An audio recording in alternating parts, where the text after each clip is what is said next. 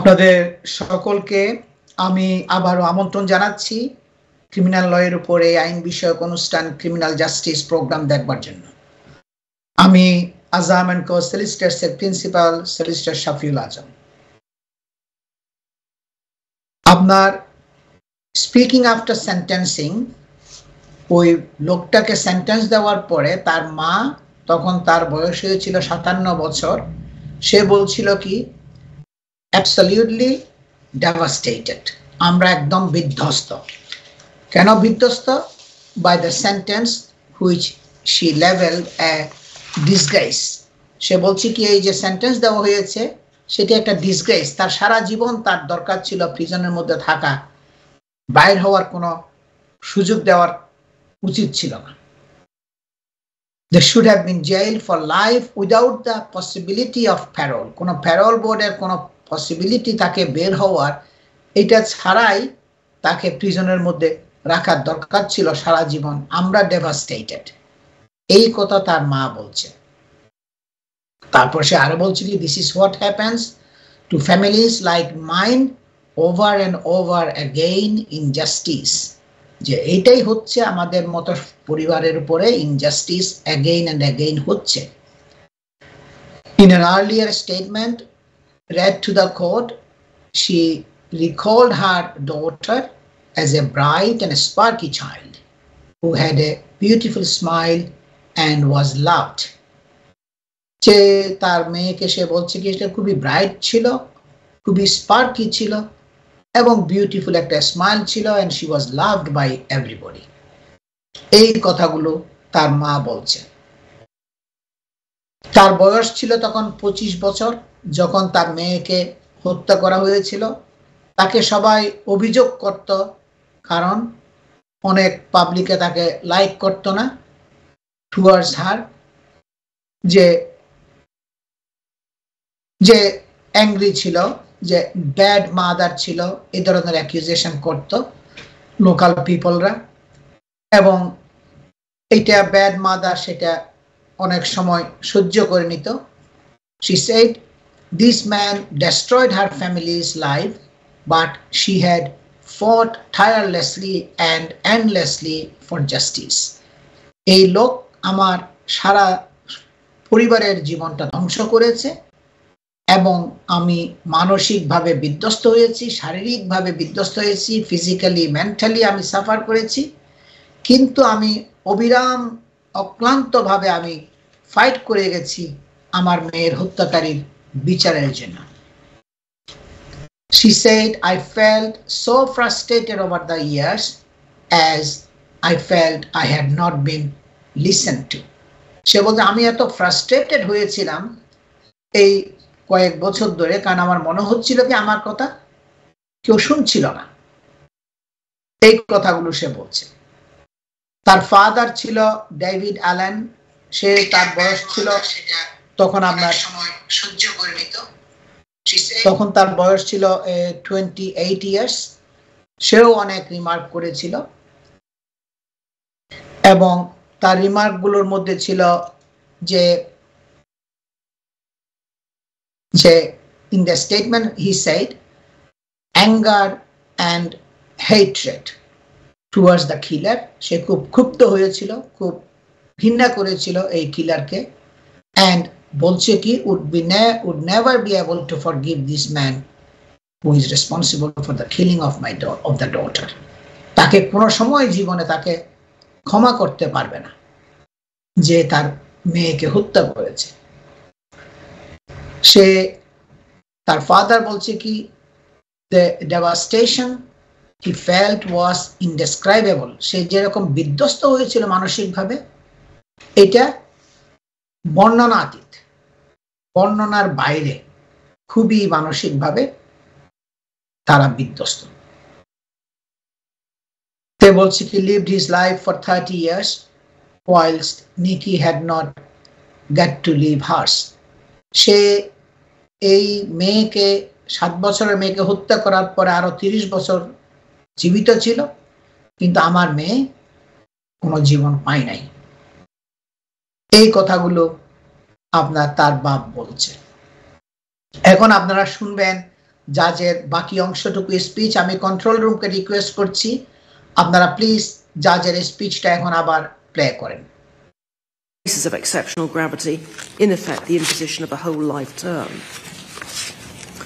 These recommendations were considered by the Court of Appeal in the 2004 case of the Crown and Sullivan, where the court found there to be no inconsistency between Lord Bingham's advice and the Wolf Practice Direction.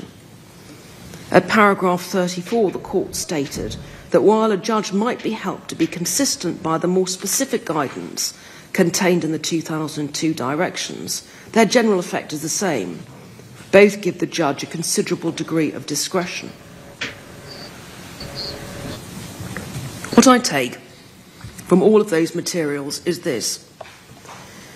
What was described to be a normal or unexceptional murder might attract a starting point for the minimum term in the region of 14 years. For the murder of a child or a murder associated with sexual conduct, a starting point of 20 years might be appropriate. A term of 30 years would be reserved for an extremely serious case, and the imposition of such a minimum term would be a rare event. In cases of exceptional gravity, a whole life term may be imposed. And finally, in all cases in which a minimum term was to be imposed, the court retained considerable discretion to take account of aggravating or mitigating factors which relate to either the offence or the offender in the particular case. It's in this context that I must stand back and examine your offending and determine where, within the range of starting points, the court would have placed that offending and what the effect of the many aggravating factors would have been. Both counsel agree that this is a case in which before December 2002, a minimum term of at least 20 years would have been appropriate. Mr. Wright submits that there would have been and should have been then a significant increase to reflect the multiple aggravating factors. Mr. Pitter that there should be little or no increase from 20 years at all. I'm entirely satisfied that before December 2002, a minimum term well in excess of 20 years would have been imposed. Lord Bingham identified the killing of a child, evidence of sexual maltreatment before the killing, and the use of a weapon, all as separate aggravating factors. All three were present in your case. Even from a starting point of 14 years, these factors would have increased the term substantially, in my judgment, to a point at or beyond 20 years. The court would then have to reflect upon the further aggravating factors which I've described elsewhere. There were, in reality, no mitigating factors. Although Mr. Pitter again relies upon your youth at the time of the offence, I reject that submission. You were 25 years old. The possibility that you may have died in prison or emerged an old man would not have arisen in 1992, even if, as Mr. Pitter submits, I must take the position as it is today. I'm still unable to accept that the possibility that you may die in prison is a factor which in any material way serves to reduce the minimum term.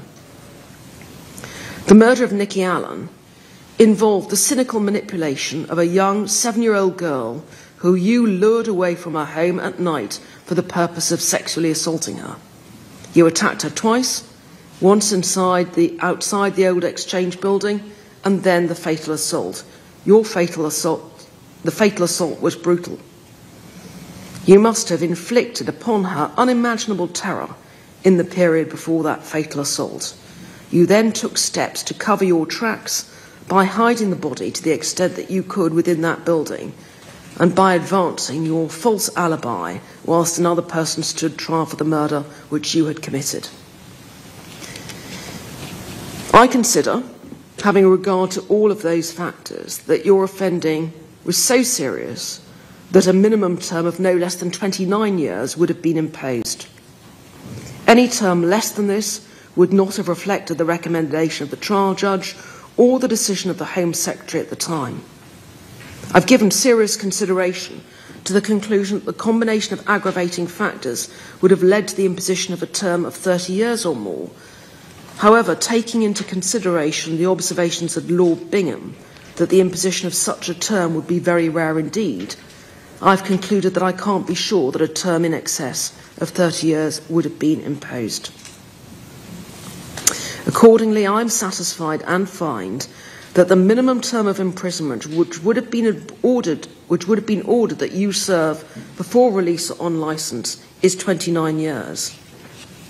That being lower than the minimum term I have determined under the contemporary regime, I set the minimum term as one of 29 years, subject to the consideration of the time you have spent on remand, which is 366 days.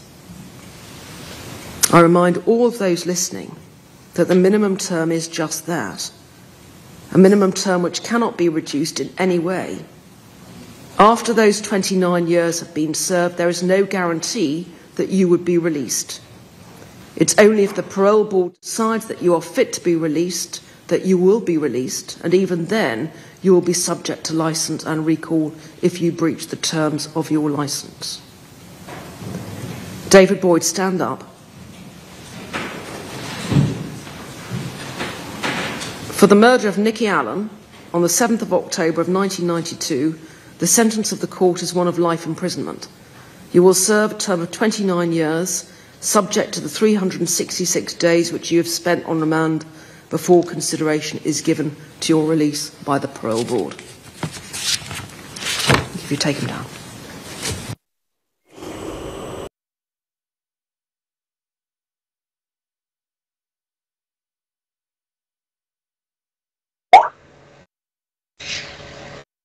দর্শক, আপনারা শুনছেন জাজের speech, অনেক কথাগুলো বলছে কিভাবে কিভাবে সে এই শাস্তিতে যাবজ্জীবন কারাদণ্ডতে উপনীত হয়েছে এবং মেয়েটা কিরকম আনইমাজিনেবল, অকল্পনীয় একটা ভয়ের মধ্যে ছিল, সেগুলো জাজ একটার পর একটা বলে গেছে। এবং এইখানে পুলিশ কিন্তু একটা ভুল করেছিল। তখন তার হত্যা যখন হয়েছিল 1992 সালে, তখন পুলিশ তার আরেকজন নেইবারকে চার্জ করেছিল এবং ওই নেইবারকে তখন জাজ, প্রিসাইডিং জাজ, ক্রাউন কোর্টের জাজ তাকে খারিজ করে দিয়েছিল। The presiding over the judge presiding over the trial, then 24-year-old's trial in Leeds 1993, said the detective's questioning had been oppressive and he was cleared. এবং বলছি কি ডিটেকটিভ কনস্টেবলরা তাকে যেভাবে প্রশ্ন করেছে, যে প্রশ্নাদি করেছে, এগুলো খুবই অপ্রেসিভ ছিল। এগুলো প্রশ্নগুলো অপ্রেসিভ ছিল, এগুলো অ্যাকসেপ্টেবল হবে না, এগুলো এক্সক্লুড করতে হবে। এই প্রশ্নগুলো যেগুলো, এই কোয়েশ্চেনিং গুলো অপ্রেসিভ ছিল, তখন ওই ব্যক্তিকে জাজ আপনার খালাস করে দিয়েছিল ট্রায়াল থেকে প্রসিড করায়। কিন্তু পুলিশ কিন্তু থেমে থাকে নাই, তারা করছে, কন্টিনিউ করছে ইনভেস্টিগেশন এবং ফাইনালি আসল ব্যক্তিকে তারা ফাইন্ড আউট করেছে, কারণ তার ডিএনএ ম্যাচ করেছে। Finding about the current investigation has been difficult. You know, এটা পুলিশের অফিসাররা বলছে কি যে এটা খুবই ডিফিকাল্ট ছিল।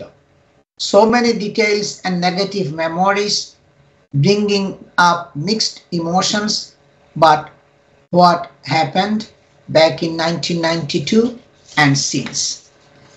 এই কথাগুলো বলছে আপনার যে এটা খুব ডিফিকাল্ট ছিল ফাইন্ডিং আউট করা সবগুলা। I feel sadness, anger, betrayed by people I expected to tell the truth. এই কথাগুলো বলা হয়েছিল, especially the original investigating officers. এগুলো বলছে আপনার তার ফ্যামিলি মেম্বাররা। তারপরে কনভিকশনের পরে the force apologized to that man, আপনার যে লোককে ভুল ইনভেস্টিগেশন করেছিল তাকে অ্যাপোলজি করেছে পুলিশ, তাকে অনেক দিন তদন্ত করেছিল, ইভেন ট্রায়ালে চলে গেছে কেসটা, এবং তারা এবং ওই মহিলা তার ওয়াইফকেও সে মানে তার মাকে মেয়েটার মাকেও তারা অ্যাপোলজাইজ করেছিল, although she rejected their words as hollow, কিন্তু সে বলছে কি তোমাদের এই অ্যাপোলজি গুলো হইলো একটা ফাফা, এটা গর্ত, এটার কোনো দাম নাই, এটার মধ্যে কোনো গভীরতা নাই, এগুলো কথাগুলো বলছে। আর আপনার যে ব্যক্তিকে আপনার ভুলে করেছিল ইনভেস্টিগেশন অফিসাররা, সে তার কাছে অ্যাপোলজাইজ করেছে এবং সে খুব অ্যাংরি ছিল, সে খুব স্যাড ছিল, কিন্তু পুলিশ তাকে অ্যাপোলজাইজ করেছে। She has called the public inquiry into the force's historic failures. তার মা, এই মেয়েটার মা একটা পাবলিক এনকোয়ারি কল করছে এই যে পুলিশ অফিসারদের একটা ব্যর্থতার জন্য, একটা হিস্টোরিক ফেলিয়ারের জন্য তাদের বিরুদ্ধে একটা পাবলিক এনকোয়ারি করার জন্য তার মা দাবি করছে যে তার পুলিশের বিরুদ্ধে একটা পাবলিক এনকোয়ারি করা হোক ফর হার ডটার্স কেস, তার কেস মেয়ের কেসের জন্য, and has been backed by the Legal Charity Center for Women's Justice.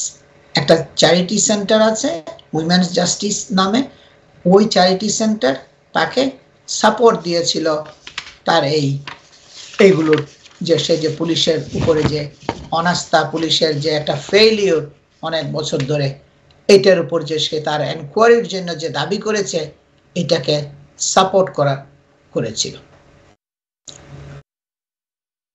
Nikki's family lived in the same block of tenement, তার মানে ওই যে ভাড়া করা একটা ফ্ল্যাটের মধ্যে ছিল ওই লোকটা যেখানে এই মেয়েটা এবং তার ফ্যামিলি থাকতো, and few hundred years from the murder scene, যেখান থেকে জাস্ট কয়েক শত গজ দূরে, যেখানে একটা ডেরিলিক বিল্ডিং, পরিত্যক্ত বিল্ডিং এর মধ্যে তাকে হত্যা করা হয়েছিল।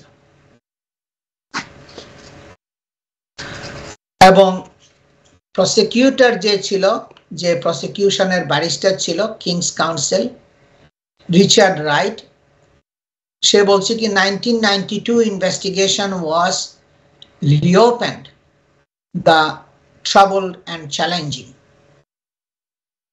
case started from the scratch and no assumption.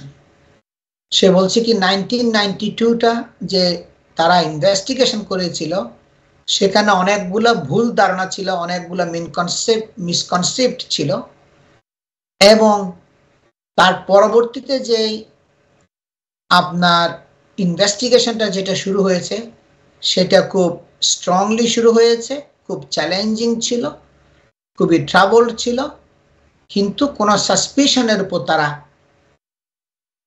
মানে করে নাই, রিলাই করে নাই, কোনো অনুমান তারা কোনো কিছু করে নাই, তারা যেগুলো খাঁটি যেগুলো এভিডেন্স আছে সেগুলো তারা প্রপার আপনার রাইট এভিডেন্স তারা রিলাই করেছে।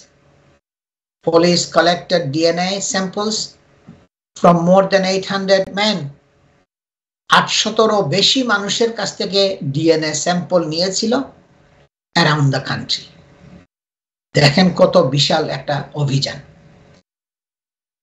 এই বাচ্চাটা মারা যাওয়ার পর এই দোষী ব্যক্তিকে বের করার জন্য 800 মানুষের ডিএনএ স্যাম্পল পুলিশ দেশের বিভিন্ন জায়গা থেকে লোকের কাছ থেকে নিয়েছে। 1200 স্টেটমেন্ট, 1200 স্টেটমেন্ট নিয়েছে এবং প্রডিউসড 2500 ডকুমেন্টস, 2500 ডকুমেন্ট তারা আপনার প্রডিউস করেছিল।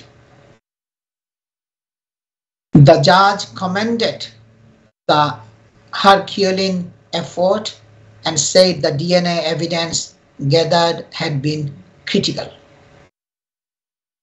in convicting this man. জাজ বলছে কি এটা খুবই শক্তিশালী কঠিন কাজ, পুলিশ অফিসাররা ডিটেকটিভ অফিসাররা খুবই শক্তিশালী একটা কঠিন একটা আপনার ইনভেস্টিগেশন করেছে এবং তারা যে ডিএনএ আবিষ্কার করেছে, এতগুলো মানুষের ডিএনএ স্যাম্পল নিয়েছে এবং ফাইনালি ডিএনএ ম্যাচ করেছে তার ক্লোথের সাথে। এটা খুবই ক্রিটিক্যাল ছিল, ভাইটাল ছিল তার কনভিকশন করার জন্য। এটা একদম অত্যন্ত গুরুত্বপূর্ণ ছিল, অর্থাৎ critical. The man admitted to having sexual fantasies about young girls. সে স্বীকার করেছিল যে আমি মেয়েদের সাথে আমি ইমাজিনে মানে সেক্সুয়াল ফ্যান্টাসি আমি করতে চাই, আমি ইন্টারেস্টেড, আমি এগুলো করি। সে সেটা স্বীকার করেছিল ট্রায়ালের সময়। The court had heard Boyd was neighbor of Nikki's in the ওয়ারগার্ডটা হলো কি ওইটা একটা এলাকার নাম, ওইখানে যে ফ্ল্যাট ছিল নিকির ওই ফ্ল্যাটের মধ্যে তার নেইবার ছিল আপনার এই লোকটা। আপনারা ছবি দেখছেন যে হত্যা করেছে, যাকে যাবজ্জীবন কারাদণ্ড দিয়েছে, তার ছবি দেখা যাচ্ছে, আপনারা দেখছেন তার ছবি এখনো আছে, জাজের ভিডিওর পরে এটা দেখানো হয়েছে। তো আপনার এটাই হইলো আপনার ভিডিওটার মেইন অংশগুলো আপনারা শুনছেন এবং সেখানে জাজের বিভিন্ন বক্তব্যগুলো শুনছেন, কেন সে এই ইনএসকেপেবল কনক্লুশনে পৌঁছেছে, যেটা তার কোনো পথ ছিল না যে তাকে যাবজ্জীবন না দিয়ে এবং মিনিমাম তাকে 29 ইয়ার্স কারাদণ্ড প্রিজনে থাকতে হবে। এবং নিকির মা বাবা তারা খুবই অসন্তুষ্ট ছিল, তারা বলছে কি আমাদের মতো এই পরিবাররা অ্যাগেইন অ্যান্ড অ্যাগেইন সাফার করতেছে এবং আমরা কোনো জাস্টিস পাই নাই, আমাদের মেয়ে তো বাঁচতে পারলো না, সে 30 বছর বাঁচছে হত্যা করার পরে, তার দরকার ছিল সারা জীবন প্রিজনের ভিতর থাকা, প্যারোল বোর্ডের যে এখতিয়ার 30 বছর পরে তাকে ছেড়ে দেওয়া, এটা জাজের দেওয়াটা উচিত হয় নাই। এই লোকটার আরো 45টা অফেন্স ছিল, সেক্সুয়াল ক্রাইম ছিল আপনার এগুলো, এবং এগুলো অনেক আপনার 1986 এর থেকে সে এক্সপোজ করেছিল উইমেনদের কাছে নিজেকে, পার্কে ইয়াং চিলড্রেনদেরকে আপনার সে ইনডিসেন্ট অ্যাসল্ট করেছে। And then he later told a psychiatrist he had been doing it since the age of 16 and could not control the urge. বলছে কি তার বয়স যখন 16 বছর তখন থেকে সে এগুলো করছিল এবং তার আর্জ যেটা, উত্তেজনা যেটা, প্রেরণা যেটা, ডিজায়ার যেটা, সেটাকে সে কন্ট্রোল করতে পারত না। এই কথাগুলো সে বলছিল। এবং same year he was convicted of breaching the peace in আপনার আরেকটা মানে কাউন্টি কোর্টের মধ্যে আরেকটা জাজমেন্ট হয়েছিল তার বিরুদ্ধে, ওইটা ওই দিনেই মানে আরেকটা ওই বছরের মধ্যে when he grabbed a 10-year-old girl in the park and tried to kiss her. The 10 বছর বয়সী একটা মেয়েকে পার্কের মধ্যে গ্র্যাব করেছিল এবং তাকে আপনার কিস করতে চাইছিল। দর্শক, আজকে আমার সময় শেষ হয়ে গেছে, আজকের আমারও আর বাকি অংশটুকু ছিল কিন্তু এটা সময়ের অভাবে বলা সম্ভব হচ্ছে না। আজকের প্রোগ্রামটা আপনারা কাল সকাল সোমবার 9:30 থেকে 11টা পর্যন্ত আবার রিপিট দেখবেন এনটিভিতে। তাছাড়া solicitor Shafiul Azam and co solicitors এই নাম দিয়ে গুগলের মধ্যে সার্চ করলে আপনারা প্রোগ্রামের লিঙ্ক পাবেন। আপনারা এনটিভি ইউরোপ, ফেসবুক, ইউটিউব, টুইটারের মধ্যে লগ ইন করলে, সার্চ করলে আপনারা এই প্রোগ্রামের লিঙ্ক পাবেন। সবাই ভালো থাকুন, সুস্থ থাকুন, সকলের প্রতি আমার শুভকামনা থাকলো। আসসালামু আলাইকুম।